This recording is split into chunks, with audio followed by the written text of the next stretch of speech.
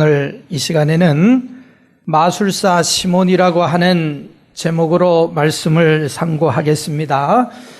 우리가 가끔 텔레비전을 보면은 마술사들이 나와서 마술쇼를 방영하는 것을 보게 됩니다. 아주 단정한 용모를 갖춘 남녀 마술사가 나와서 현란한 무대 매너와 솜씨로 사람들의 완전히 눈을 휘어 둥그렇게 만드는 그런 모습들, 참 신기하기도 하고 놀랍기도 하고 재미있는 것이 마술이라고 하는 것입니다. 원래 마술이라고 하는 것은 무대 장치나 또 빠른 손동작을 이용해서 사실은 사람의 눈을 잠깐 속이는 것입니다.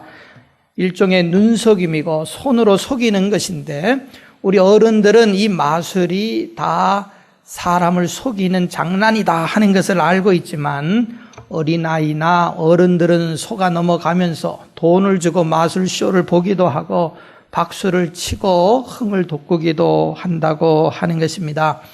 요즘은 마술사들이 굉장히 인기가 있고 돈을 많이 벌어서 우리 한국의 젊은이들 가운데서 장래 직업 가운데 마술사를 선택하려고 하는 젊은이들도 상당하다고 하는 거예요.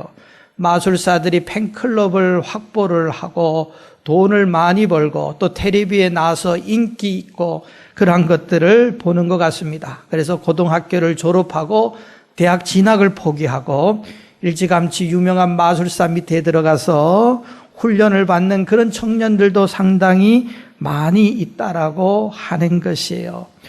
이 마술의 역사는 오늘날만 있었던 것이 아니고 아주 오랜된 역사가 있었던 것 같아요. 우리 오늘 성경에 보면은 시몬이라고 하는 훌륭한 마술사가 등장을 하는 것을 보게 됩니다. 복음이 예루살렘을 떠나서 사마리아, 온 유대로 확장이 되게 되는데, 빌립 집사님에 의해서 사마리아 성에 복음이 증거되고 그 성 안에 있는 수많은 사람들이 회개하고 예수를 믿었어요. 병자들이 병고침을 받게 되고 귀신 들린 사람들이 깨끗해집니다. 이런 놀라운 역사가 일어났는데, 그 중에 사마리아 성에 시몬이라고 하는 이 매직션 마술사, 그 성에서 가장 이름 있는 마술사였어요. 돈도 많았고 명예도 있었고 사람들이 두려워할 정도로 놀라운 기적을 행했던 마술사가 있었어요. 우리 오늘 성경에 보면은 9절에 보면 그 성에, 사마리아 성에 시몬이라고 하는 마술사가 있었는데, 오래전부터 이 사람은 마술을 행해서 사마리아 사람들을 다 놀라게 했어요. 그래갖고 자칭 큰 자라, 어떤 영적인 힘을 갖고 있다. 2000년 전에 마술사들은 오늘날처럼 손동작으로 사람들의 눈을 잠깐 속이는 게 아니에요. 우리 예수 믿는 사람들 가운데서도 마술사가 있는데, 2000년 전에 마술사는 다 어떤 무당이나 영적인 존재로 생각을 했습니다. 그런데 사람들이 그런 시몬이 예수를 믿게 되었단 말이에요.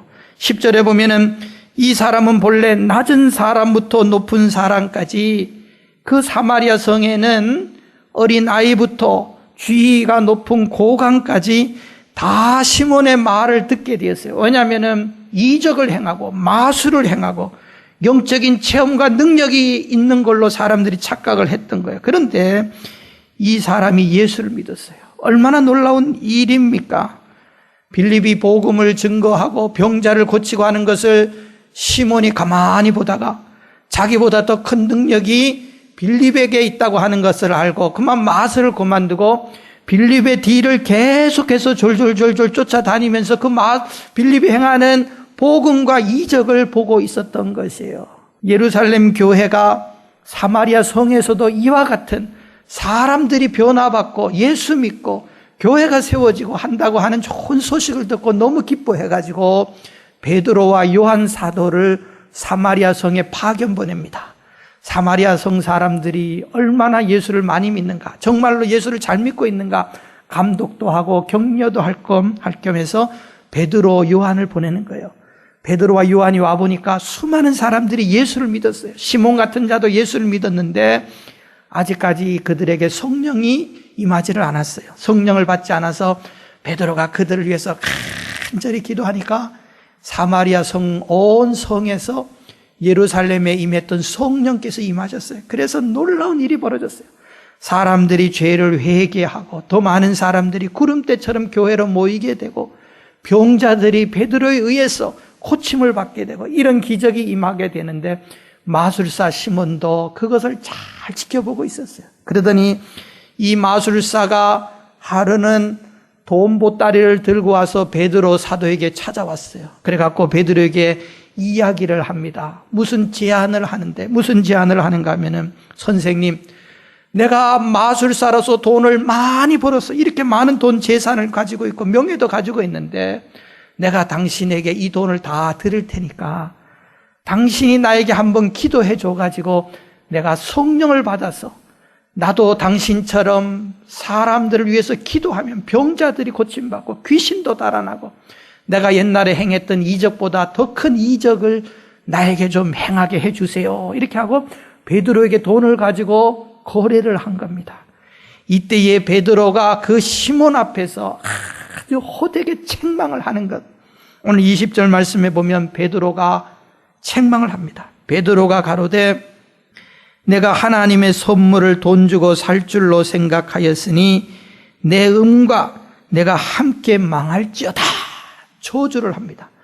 네가 돈을 가지고 찾아와서 하나님의 은혜, 선물, 은사를 달라고 돈을 줄 테니 맞바꾸자고 했는데 너는 이 돈과 함께 너는 망할지어다 하고 저주를 퍼부은 거예요. 저주. 얼마나 무서운 호된 책망 저주를 부은지 모릅니다. 오늘 이 사건이 본문의 핵심적인 내용인데 베드로가 무엇 때문에 마술사 시몬, 믿음으로 보면 아직까지 초신자고 아무것도 몰라요.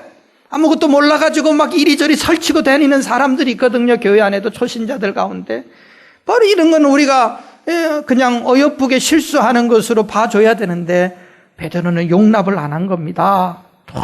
되게 책망을 했어요.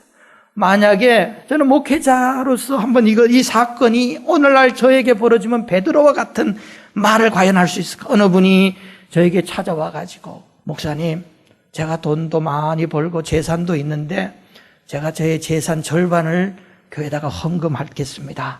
내가 정말 바라는 것은 돈도 아니고 하나님의 은사, 은혜를 받기를 원합니다. 하면 그럼 무슨 생각이 들겠어요? 저 같으면 기도해 주겠어요. 근데 베드로는 돈과 함께 망할지어다. 만약에 제가 그 성도에게 그렇게 물리쳤으면 여러분 그 소식이 교회 안에 금방 퍼져나가가지고 다 이 교회 떠날 겁니다. 목사가 사랑도 없네, 초신자를 물리치네, 별 소리를 다 할 거예요. 근데 베드로는 과감하게 이 시험을 물리친 거예요. 그리고 이 사건을 성경에서, 우리는 본문이 길잖아요. 9절에서 24절까지. 전 본문을 보통 한 5절 정도 길어도 하는데 오늘 이 사건이 다 연관이 되기 때문에 다 읽었는데 굉장히 긴 사건을 성경에서 할애를 하고 있어요. 거기에는 분명한 이유가 있어요. 초대 교회에 처음 되어졌던 사건, 앞으로 교회가 지상에서 이런 방향으로 가서는 안 된다고 하는 첫 케이스가 되기 때문에 분명한 부연 설명과 함께 이 사건을 지금 기록을 하고 있어요. 그러나 오늘 이 말씀 우리가 생각하면서 2000년이 지난 후에 오늘날 이 지상 교회들, 이민 교회들, 한인 교회들 가운데서 베드로가 그와 같이 책망하고 저주를 퍼부었던 이 악한 역사들, 악한 행실들이 우리 가운데서 일어나지 않고 있는가 우리 한번 살펴보아야 돼요. 바로 그것을 지금 가르쳐 주시는 것이 우리 본문이에요. 우리는 본문의 말씀을 통하여서 이 마술사 시몬의 가장 저주받을 만큼 책망 들었던 잘못이 뭐냐? 오늘 우리는 크게 잘못한 거 없다고 생각돼요. 그러나 성경은 저주할 만큼 이 사람을 호되게 책망을 합니다. 분명한 것이 있어요. 몇 가지 이유 중에 가장 큰 이유는 성경에서 베드로가 분명히 그에게 책망하기를 돈, 물질, 이것으로 하나님의 은혜와 하나님의 선물을 맞바꾸고자 했던, 하나님의 은혜를 돈으로 사고자 했던 이러한 잘못을 지적을 합니다. 20절에 보면 베드로가 가로되 내가 하나님의 선물을 돈 주고 살 줄 생각하였으니 망할지어다 그랬거든요. 오늘 우리 시대의 교회 안에서도 교회 밖에서도 가장 핵심적이고 중심적인 자리에 차지하는 것이 만몬 물질, 돈이라고 하는 것이에요. 돈이 최고이고 돈이면 다 된다고 하는 생각, 돈만 가지면은 교회 안에서도 가장 행세를 할 수 있고 유세를 떨 수도 있고 사회에 나가서도 돈만 있으면은 줄줄이 내 밑에 사람들을 거느릴 수 있을 정도로 돈은 권세고 힘이고 능력이고 파워를 가지고 있다는 것이에요. 이게 바로 오늘날 우리 시대예요. 결혼생활한 부부지간에도 가정생활에도 돈, 경제적인 이유 때문에 가정이 불화되는 가정이 얼마나 많은지 몰라요. 돈이 있어야 된다, 이런 이야기를 많이 하는 거예요. 어느 남편이 돈을 많이 벌어다 주지를 못하는데 아내는 늘 사랑하는데 아내는 그것이 늘 불만이에요. 하루는 어디서 누군가가 남편에게 카톡으로 이 좋은 글이라고 보내왔어요. 봤더니 공감이 가서 맨날 돈 타령하는 우리 아내가 좀 들었으면 좋겠다 싶어서 보냈어요. 무슨 내용인가 하니 여보 좋은 내용인데 한번 생각해 보세요 하더니 이 세상에서 제일 중요한 세 가지 금이 있어요. 이 금 우리는 다 가지지 못했지만은 많이 가지고 있으니까 행복해하면서 보냈는데 세 가지 금이 무엇이라고 생각했어요? 남편이 그랬어요. 제일 중요한 금은 소금이에요. 소금. 우리 소금 집에 많이 있죠. 그 다음에 두 번째 금은 지금, now, 지금. 지금이 제일 중요해요. 시간 지나면 끝이잖아요. 지금. 그리고 남편이 우리는 조금 없지만 황금이 세 번째래요. 그러는 거예요. 아내가 이걸 보고 늘 남편에게 불만을 가지다가 더 그냥 속이 부글부글 끓어. 그러면서 여보, 나에게는 제일 필요한 금이 따로 있어요. 그게 뭐 하면서 이제 서로 대화를 주고받아요. 첫 번째, 지금은 맞는데 두 번째 금은 현금이에요. 현금. 세 번째 금은 입금이에요. 입금. 은행에다가 돈 좀 입금해 주세요. 내가 어떻게 살아요? 그랬다는 겁니다. 여러분, 시몬의 가장 큰 죄가 뭐라고 생각을 하세요? 오늘날 우리 시대에 만연되어 있는 사상풍조와 같이 돈이면 모든 것을 다 좌우할 수 있고 영적인 세계까지 지배할 수 있다고 생각하는 바로 이런 것들. 예수를 믿었지만 초신자라서 영적인 세계를 잘 몰랐어요. 하나님의 것과 하나님의 성령도 돈으로 살 줄 생각을 했습니다. 그런데 이 사건을 베드로가 책망하는 거예요. 사도행전 5장에서 아나니아 삽비라 사건을 베드로가 완전히 그 사람들을 교회 안에서 몰아내고 죽었잖아요. 이건 첫 번째 사건이기 때문에 오늘날 이 사건도 또 이런 케이스도 첫 번째 케이스예요. 돈으로 하나님의 은사와 선물을 하나님의 직분을 사려고 했던 이런 잘못. 오늘날 가만히 보세요. 여러분, 세상의 많은 종교들, 저급한 종교들, 세상 종교들은 다 물질로 영적인 세계를 지배하려고 하고 사려고 합니다. 가장 대표적인 것이 무당, 점쟁이들, 다 이런 사람들은 시몬이 생각했던 대로 자기가 믿는 영적인 실체를 돈으로 지배할 수 있다고 생각해요. 어떤 사람에게 점쟁이가 찾아가서 애군이 끼었으니까 애군을 물리치려면 뭐 하라 그래요? 점 봐야 되는데 그 보통 점 보면 안 되고 무슨 작두신을 모셔야 되기 때문에 어쩌고 저쩌고 돈을 더 내야 된다 그러고 이런 일들이 많이 벌어지잖아요, 여러분. 점 보러 가고 점을 왜 봅니까? 사주팔자 왜 봅니까? 애군이 끼었으니까 이거를 물리치려면 부적을 사야 되고 다 돈과 관련되잖아요. 영적인 실체 문제 있는 것을 돈으로 만회시키려고 하는 이런 세태, 이건 다 세상 저급한 마귀의 역사, 마귀를 섬기는 종교에서 일어나는 일들을 하나님의 교회, 하나님 앞에서까지 똑같은 생각을 가지고 있었던 겁니다. 혹시 여러분 가운데서 점하고 사주팔자 보고 무당 찾아가고 우리 가운데 그런 분들 혹시 안 계십니까? 제가 우리 교인들은 없는 것 같은데요. 많은 예수 믿는 사람들이 사주팔자 보고 신문에서 나오는 무슨 점괘 보고 무슨 또 LA도 제가 한번 우리 목사님들 만나서 차 마시려고 갔더니 어느 목사님이 젊은 아이들 가는 좋은 데가 있다 그래서 갔더니 딱 테이블에 하나씩 다 앉혀있는데 봤더니 무슨 타로 점 보는 전화번호하고 점보라고 거기서 LA에서 그런 게 있더라고. 우리는 아이고 잘못 들어왔네 이거 하고 이제 차야 마시고 나왔지만 결국 그런 데도 많이 있더라고요. 어느 교회에서 어느 여성도가 늘 이렇게 점쟁이를 찾아가고 해갖고 목사님이 알고 불러놓고 예수 믿는 사람은 그런 게 가지면 안 됩니다 했더니 뭐라고 대부분 대답을 해요. 내가 점 보러 갔나요? 친구 따라 재미삼아 갔지 하면서 나는 그런 거 안 믿어요 하면서 이제 쫓아가는 이런 세태가 오늘날 우리 시대입니다. 우리 시대예요. 한 통계에 의하면 상당히 많은 성도들이 점을 본다고 그래요. 어느 교회에서 어느 여성도가 있었는데 점집 찾기를 상당히 좋아했어요. 몸이 아파도 점쟁이 찾아가고, 자식 대학 갈 때 되니까 찾아가고, 사업이 안 된다고 찾아가고, 이 점쟁이 저 점쟁이 다 이제 찾아 헤매는데, 하루는 어느 점쟁이를 찾아갔더니 점쟁이가 하는 말이 당신 점 볼 수 없으니까 돌아가세요. 이렇게 이야기를 하고 거절을 했어요. 그랬더니 이 여성도가 점쟁이에게 이야기합니다. 돈을 많이 줄 테니까, 복채를 줄 테니까 저 점 좀 봐주세요 했더니 안 된다는 거예요. 자꾸 돌아가라는 거 있어. 안 되는 이유가 뭐예요? 물었더니 점쟁이가 하는 말이 내가 모시고 있는 신보다 산신령보다 당신 속에 있는 신이 더 큰 신이라서 나는 그 앞에 점 못 봅니다. 꼼짝 못할 것 같으니까 빨리 나가세요 그러는 거예요. 그래갖고 이 사람이 기분이 좋아서 나왔어요. 그래갖고 다음 주일날 교회 가가지고 자기 구역 식구들 다 불러놓고 어쩌고저쩌고 내가 점쟁이를 갔는데 얼마나 점쟁이가 용하든지 그러면서 뭐라 그랬었겠어요. 점쟁이 속에 있는 신보다 내 속에 있는 신이 더 커가지고 점을 못 본다 그래. 우리 같으면, 우리 교회 성도 같으면 우리 하나님이 살아계시구나, 성령님이 계시는구나 해야 되는데 그 교회 성도들은 세상에 그런 용한 점쟁이가 어디 있어? 나도 점 보러 가야 되겠나 하고 다음 주일날 다 그로 점쟁이한테 전도해가지고 갔다는 거예요. 여러분, 점쟁이들이 하는 행태가 뭡니까? 바로 그거예요. 애군이 끼고 어떻게 되고 해가지고 점을 보고 돈을 줘서 이것을 물리친다. 그런데 하나님의 성령, 바로 이런 것들을 바로 베드로에게 찾아와서 돈으로 뒷거래 하는 거예요.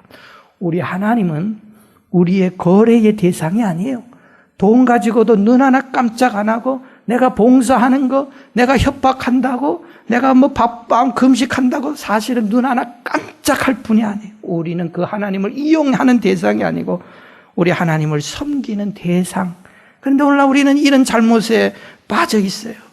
교회 안에서도, 오늘 현대 교회 안에서도 만연된 중세 시대 때부터 잘못된 성직 매매, 교회의 직분을 돈으로 사려고 하고 거래하는 이런 성직 매매가 있었습니다. 이 성직 매매라고 하는 원어가 시몬이라고 하는 말은 이 마술사 시몬에게서부터 나온 유래된 말이에요. 이 사람이 돈으로 성직을 매매하려고 했다. 베드로는 분명히 말합니다. 21절에 하나님 앞에서 네 마음이 옳지 않다. 돈으로 하나님의 은사는 거래되는 것이 아니다. 내가 받은 하나님의 은사는 내가 돈 많아서 목사 되고 집사 되고 장로 된 거 아니에요. 하나님이 은혜로 준 거예요.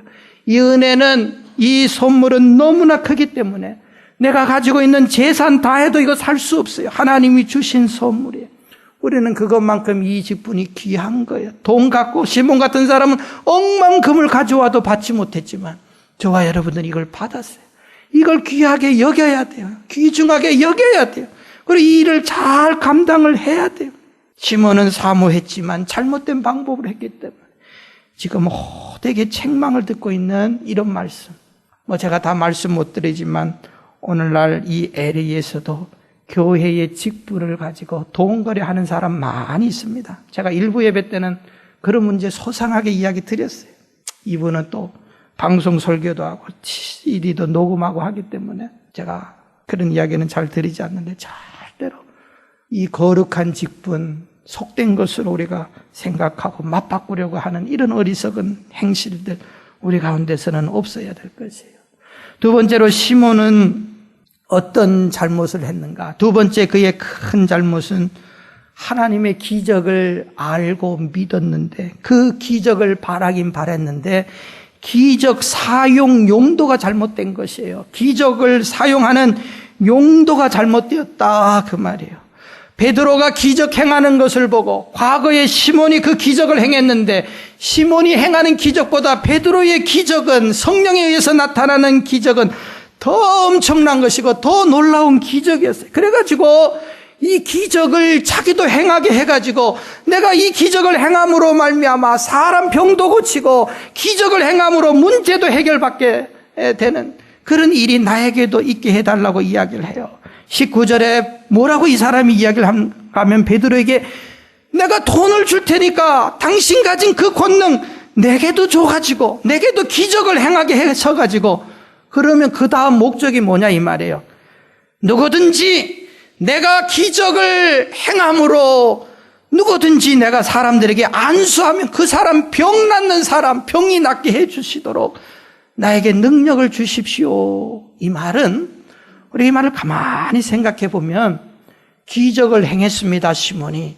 근데 가장 기적의 포커스는 뭔가 하면 병 낫는 사람이 병 고침 받아서 좋아져야 되고 하나님의 살아계신 역사가 드러나야 되는데, 시몬의 말은 내가 기적 행함으로 기적 행하는 장본인인 내가 사람들에게 더 높아지기를 원합니다.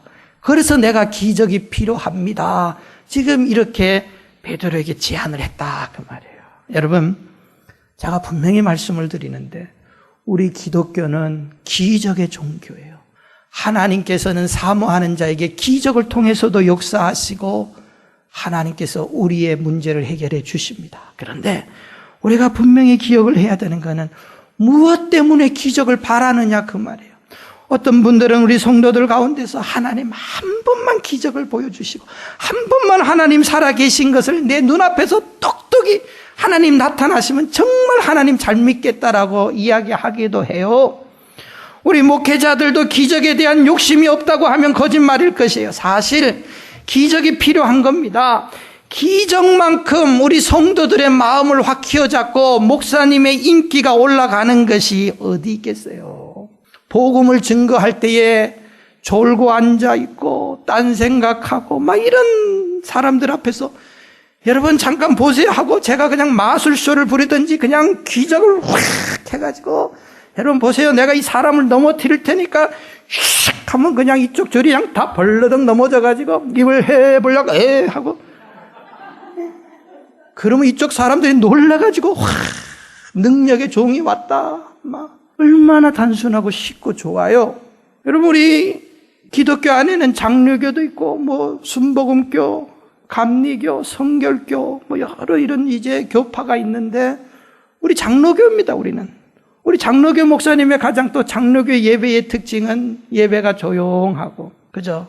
어떤 이제 겉으로 많이 드러나지를 않고 그래요. 장로교 목사님들은 그런 기적을 주장하기보다는, 그래서 목회하기가 제일 힘든 목사님들이 장로교 목사님들이 그냥 기적 행해서 넘어뜨리고 하면은 뭐 내 앞에 와고 다 벌벌벌 떨고 예배 시간에 지각하지 말고 좀 앞자리에 앉아서 해도 내가 한번 그냥 앞사람 기적 한 두 사람 앞에 앉은 사람 행한다 그러면 1시간 전부터 여기 그냥 예약석이라고 그냥 막 가방 갖다 놓고 그럴 거예요.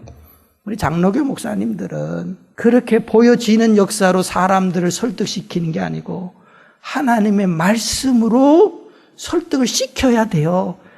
이게 안 믿어지는 분들에게 해야 되니까 힘든 거예요. 우리 장로교, 저도 그래서 한번 기적으로 한번 생각만 하지 더 이상 해보겠다고 내가 하지를 않아요. 왜냐? 과연 그 방법이 옳은 것이냐? 그밖에 옳은 것이냐? 우린 이걸 생각을 해야 돼요.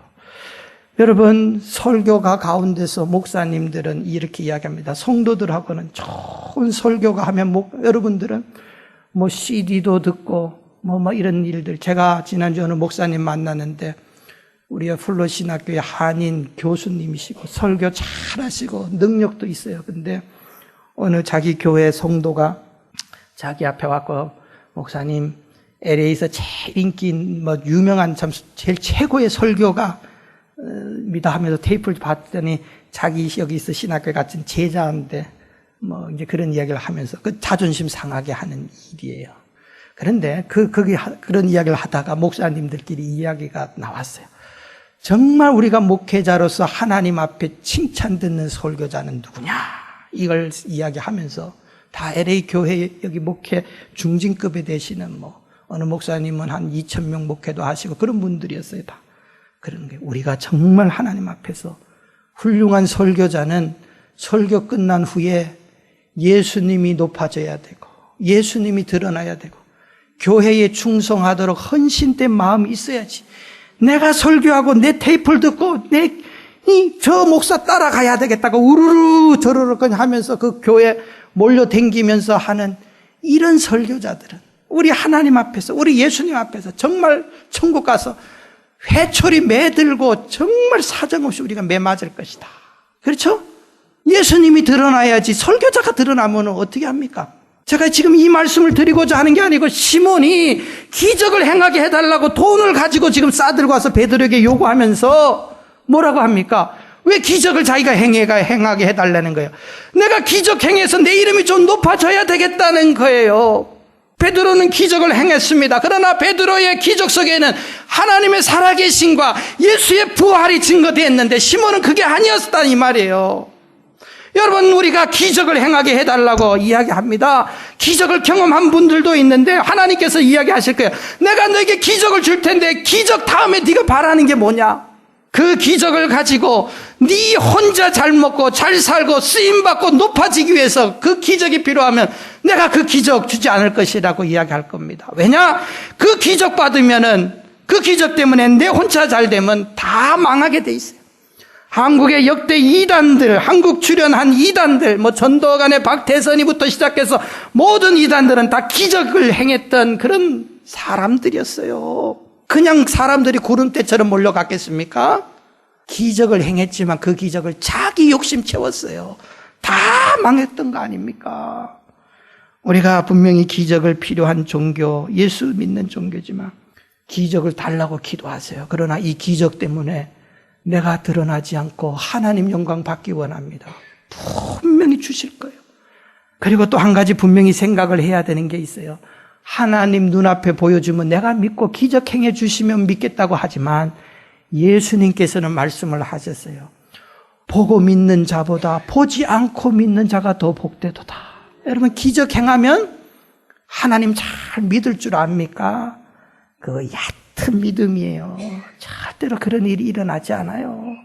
말씀 가지고 사람이 변화되는 것이지 보이는 기적 가지고 그때 잠깐 반짝할 뿐이에요. 그리고 또 정말 더 중요한 사건이 있어요. 뭐냐? 정말 중요한 것은 자꾸 기적보다 여러분 우리 하나님께서 기적을 달라고 하지만은 정말 더 큰 기적을 우리에게 줬어요. 시몬에게 더 큰 기적을 준 것은 마술쟁이 악령에 사로잡혔던 자가 그 마술을 저버리고 예수 믿겠다고 쫓아온 것이 기적 중에 기적 아닙니까? 그런데 그 기적을 베풀었는데 다른 기적을 또 달라는 거예요. 저와 여러분들도 역시 마찬가지예요. 예수 믿게 된 것이 기적 중에 기적 아닙니까, 여러분? 어떻게 이것이 믿어집니까? 죽은 자가 살아났다고 하는 것, 그것도 2000년 전에 그 사건이 어떻게 나를 변화시키고 살린다고 하는 이 논리도 되지 않는 말, 이걸 우리가 믿고 있단 말이에요. 이게 바로 기적이에요. 우리는 그 기적을 체험하면서 감사할 수 있어야 된다는 거예요. 또 한 가지 더, 여러분들, 우리가 기억을 해야 될 게 있어요. 하나님께서 우리에게 꼭 기적을 베풀어 주세요. 저는 기적을 우리 하나님께서 나를 통해서 하신 적도 있지만 말씀을 드리지도 않았죠. 저도 죽었다가 또 살아난 사람이에요. 사실은 영적인 실체도 받고 그러나 이야기는 안 드렸어요. 제가 세브란스 병원에서 오래전에 이 병원에서 수천 명의 환자 가운데서 제일 중한 환자 가운데 두 번째로 중하다 그랬어요. 그 중환자실에서 다 죽는 그 살아났거든. 여러분, 그런데 오늘날에도 우리가 그런 기적을 바라지만 전 가만히 생각해요. 내가 지금 기적이 필요 없어도 이스라엘 백성들이 홍해를 건너고 광야에서 만나와 메추라기를 먹이시고 하나님이 그런 기적을 행해서 오늘날도 그런 기적 주세요 하지만 난 가만히 생각해 보니까 나는 하늘로 만나 메추라기 안 남겨도 우리 집에는 쌀독에 쌀이 있어서 그냥 밥해 먹고 잘 살아. 기적이 없어도 잘 먹고 잘 사는 게 하나님의 축복입니까? 맨날 궁색해가지고 한 번만 먹여주세요. 하나님이 쌀떡에다가 쌀 한 바가지 기적으로 갖다 주시는 게 그게 하나님의 더 큰 축복입니까? 잘 먹고 잘 사는 내가 더 큰 기적을 받고 있는 거예요. 더 감사한 거예요. 우리는 그렇게 생각을 해야 돼요. 기적 없이도 내가 이 악한 세상에서 살고 내 자녀들이 믿음으로 하나님 앞에 살고 기적은 보이지 않지만 내가 이렇게 평탄하게 살아가는 것, 이게 다 보이지 않는 하나님의 손길 도우심, 하나님의 역사가 내게 함께 하니까 하나님 기적 안 해주셔서 너무 고맙고 감사합니다 하면서 그런 감사 찬송이 우리 가운데 나와야 돼요. 꼭 그냥 보이는 것만 그냥 단 줄 알고 눈이 희등거려서, 여러분 이거는 믿음이 수준이 낮은 겁니다. 낮은 거예요. 시몬은 잘못된 기적에 대한 생각, 나를 위해서 쓰는 기적, 내가 영광 받겠다고 하는 기적 받을 수도 없고, 베드로는 그래서 이 잘못된 것을 지적을 하신 거예요. 세 번째로 이 시몬은 베드로가 자주 만났는지 처음 찾아와서 이렇게 요청을 했는지는 모르겠지만 어떤 영적인 사람으로서 그 마음을 깨뜨려 본 거예요. 그러면서 21절에는 네 마음이 바르지 못하다, 하나님 앞에서 너 왜 그런 생각하느냐 하고 23절에 보면 베드로가 그에게 말합니다. 내가 보니 너는 악독이 가득하여 불의에 매인 바 되었다. 이 말이 아주 무서운 말이에요. 악독이 가득하면 성령을 무슨 수를 써더라도 하나님의 역사를 못 받는단 말이에요.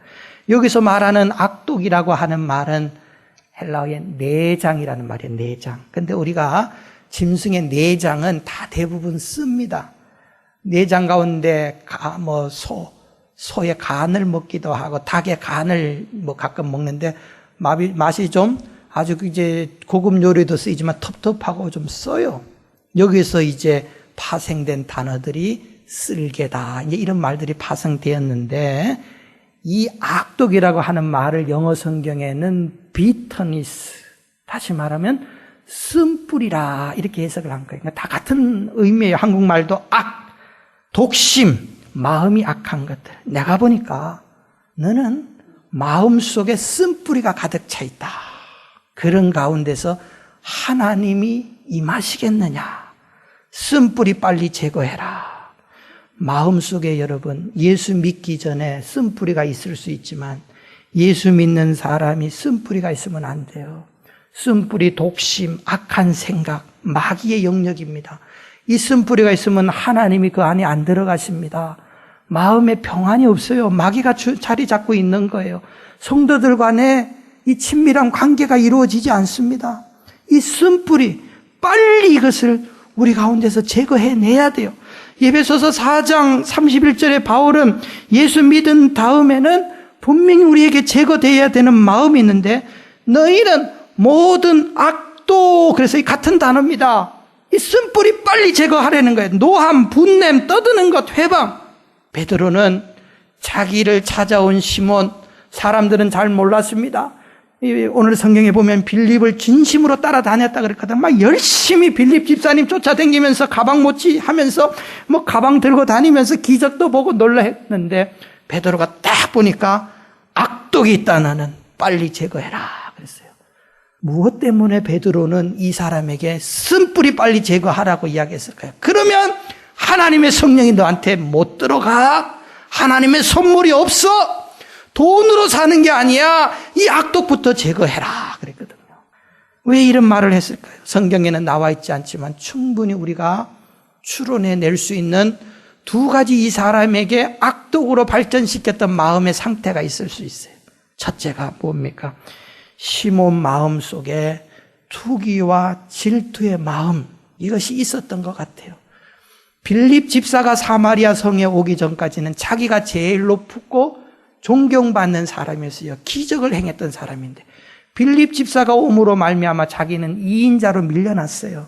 여러분, 마음이 편했겠습니까? 질투가 안 났겠어요? 투기가 안 생겼어요? 더군다나 베드로가 오니까 완전히 상황이 역전돼 버렸어요. 베드로는 더 능력자야. 그 앞에서 질투와 한편으로는 부럽지만은 투기가 생긴 거예요. 성경은 분명히 말합니다. 갈라디아서 5장 19절, 그 전절은 성령에 대해서 성령의 열매를 말하고 그 다음에 마귀가 지배하는 마음속에는 육체의 일을 이야기하면서 원수 맺는 것과 분쟁과 시기와 분냉과 시기하는 것들, 이런 독심, 이 마음이 시몬에게 있었던 것 같아요. 그런 가운데서 그런 사람들이 성령을 받기를 사모해도 하나님이 안 가신다는 거예요. 이게 악독이라는 거예요. 이게 악독. 이런 사람 교회 안에서 은혜 받을 수 없다는 게 시기하고 여러분들 투기하고 질투하는 마음. 시몬이 가지고 있었던 또 다른 마음은 감사가 없는 마음. 시기가 있고 원망이 있는데 감사가 있겠어요? 베드로는 도대체 누구기에, 빌립은 누구기에 저 사람은 저런 기적을 행하는데 나는 왜 안 되느냐? 하나님을 향한 원망, 투기, 불평, 이런 것들이 마음속에서 빨리 제거해야 되는데 자꾸 자리 잡고 있으니까 그것이 바로 마음에 뭐가 되었습니까? 비터니스, 쓴물이 된 겁니다. 악독이 된 겁니다. 예수 믿는 사람이 10년, 20년 동안 마음속에 악독이 자리 잡고 있을 수 있어요. 남을 질투하고 미워하고 꼴보기 싫고 하는 이런 마음 있습니까? 절대로 그 마음속에 성령이 임하시지를 않는다고 하는 거예요. 베드로는 이 시몬에게 말합니다. 뭐라고 말합니까? 22절에 어서 속히 이 악함을 회개하고 주께로 돌아오라 그랬어요. 회개하고 기도하라. 주께 기도하라. 회개하라. 하나님 앞에 나와서 회개하면은 살 길입니다. 그런데 이 시몬이 회개했겠어요? 안 했겠어요? 성경에는 더 이상 언급이 없어요. 회개하면 살려주실 것이다. 교회 사적으로 보면 이 시몬은 회개하지 않았어요. 베드로를 향하여서 투기하고 질투하고 베드로가 대놓고 자기를 향해서 저주한 것에 대해서 책망을 듣고 꼬꾸라져야 되는데 다윗은 꼬꾸라졌는데 사울이나 이런 사람들 웬만한 믿음 갖고는 안 꼬꾸라지고 싸워보자고 합니다. 끝까지 가보자고 합니다. 그러다가 매맞는 거예요. 유명한 교부 순교자였던 저스틴이라고 하는 분은 2세기 분이었어요. 1150년경에 이 사건이 있고 나서 조금 이제 교회에서 다 이미 알려진 사건인데 저스틴은 그 이후의 사건을 기록을 하면서 이 시몬은 베드로가 여기서 잠시 머물다가 예루살렘 갔다가 다시 로마로 가서 복음을 전하는데 베드로 가는 데마다 베드로 뒤를 쫓아다니면서 베드로 사역을 방해하고 험담하고 베드로의 일을 막았던 자가 이 시몬이에요. 그 다음에 결국은 초대교회에서 가장 큰 이단이었던 이 그노시스 나스틱이라고 하는 영지주의에 빠졌고 시몬은 영지주의의 대스승 큰 교사가 되었다. 이렇게 역사적으로 기록을 하고 있어요. 물론 불쌍한 인생이죠. 회개하지 않고. 자, 우리가 이 시몬의 사건을 베드로가 왜 이렇게 엄하게 다뤘느냐? 단순한 사건이 아니었어요. 영적인 깊은 세계 속에서 악한 사탄 마귀의 교묘한 이러한 수단과 방법에 의해서 넘어지고 하나님의 교회와 영적인 질서를 무너뜨리려고 했고 바로 했던 그런 장본인이 시몬이었다 하는 거예요. 그런데 베드로가 저주하고 완전히 교회 안에서 매장시킬 만큼 호되게 책망한 이러한 시몬, 이러한 사람들의 행태가 오늘날 우리 교회 안에서 일어나고 있지 않느냐?